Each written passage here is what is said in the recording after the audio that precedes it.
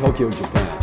My name is Gary Verheller, and I'll be your host for what we call the Substance of Living podcast.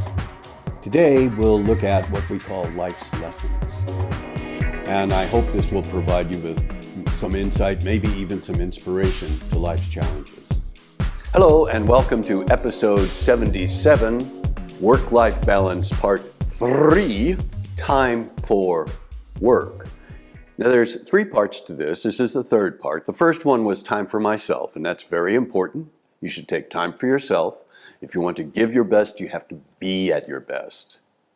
The second was time for others. We learn from others.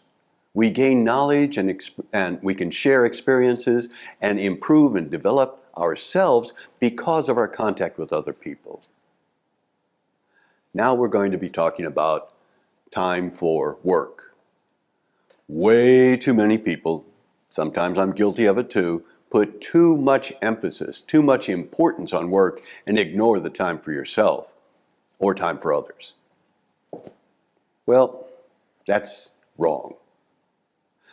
Let's first look at overwork, then we'll look at overtime, and then we'll look at optimal amount of time. Overwork means too much work and too little time. Sometimes this happens, but it should be the exception, not the rule. Too many people work too many hours, and it is usually a less productive use of time. Overwork is bad management. It's bad leadership.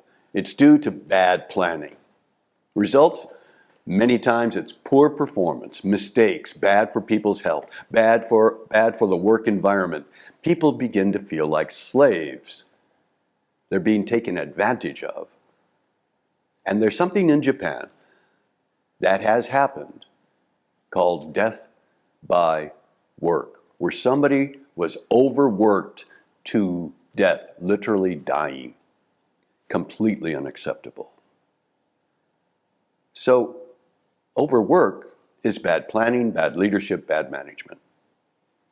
It can be corrected, and we'll get to that in a minute. Now let's talk about overtime. Typically, and it's been researched for many, many years, 8 hours a day is optimum work time. People can be very productive in 8 hours a day. Overtime means going over those 8 hours in a day. That also should be an exception. Let me say that again. Overtime should also be an exception.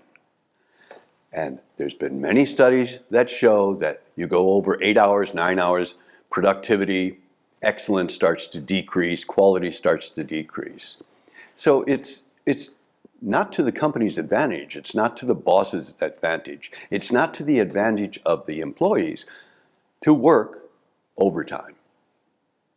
Sometimes it happens. Sometimes you have a deadline crunch and something unexpected happens. Well, then sometimes you have to work overtime. I've done it. Everybody I know has done it. Yet it is the exception. So what is the optimum time? 8 hours a day with a break every hour. Now there's been research done at Stanford University on how to study. I think this was with the MBA course.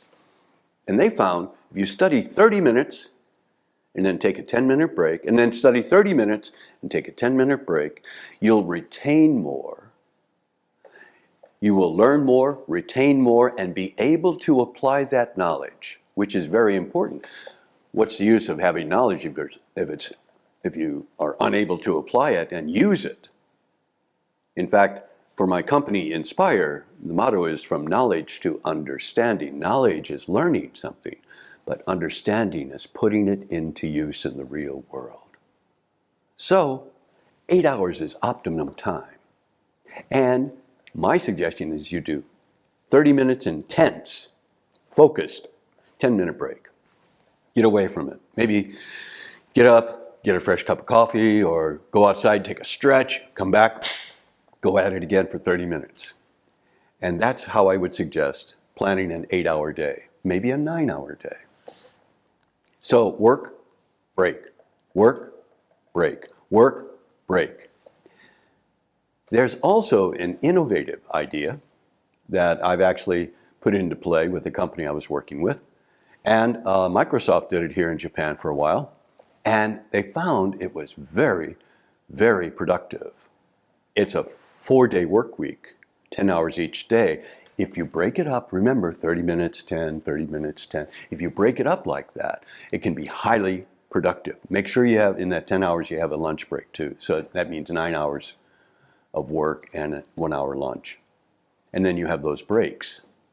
And that can be very, very productive. People love the idea of having 3 days off a week, but getting paid the same. So imagine 3 days off a week. That would be like having a 3-day weekend every week. Or you could schedule, as I did with one company, you were able to schedule 2 days off in a row, and then you had an option of which other day you wanted. It couldn't be 3 days off in a row because it was too difficult on the schedule for the other employees. So, overwork, completely unacceptable. Overtime, sometimes it happens. It should not be the rule. Optimum, 8 hours a day, 30 minutes, 10, break. 30 minutes, 10, break. 30 minutes, 10, break. And you can do that for about 9, maybe 10 hours if you have that lunch break in there too. And imagine having a 4-day work week. That would be magical. So, see if you can start to do what I call work the work, which means fashion, create, adapt, style your work for you to where you're most productive. Good luck. Thank you. Thank you for joining us today for the Substance of Living podcast. If you'd be kind enough to consider subscribing, you can contact us through Spotify or Apple Podcasts or connect on Twitter. Join us again next time for what I hope will help you navigate life.